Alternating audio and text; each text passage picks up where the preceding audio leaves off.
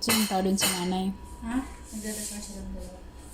Guys, assalamualaikum. Samahan niyo ako gumawa ng Loni's food.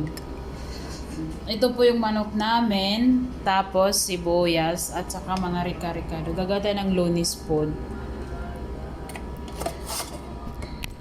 Nilagay ko yung sibuyas natin guys para iprito ko, itatapis mix ko mamaya.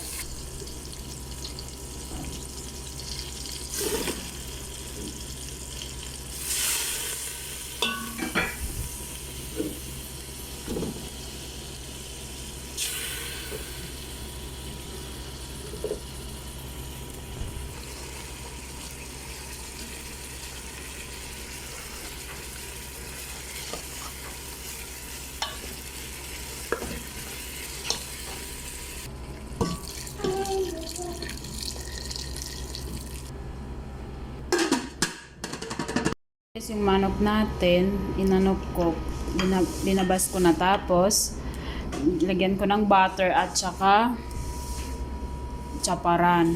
Binagyan ko guys ng butter, tapos papulain ko lang. Tapos yung tubig na gagamitin ko yan ng kanin mamaya.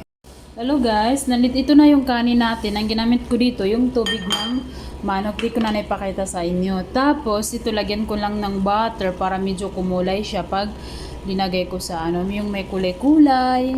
May kulay-kulay. Tapos ito yung manok natin. Yung manok natin, ilagay ko to sa kanin. Aray, shit!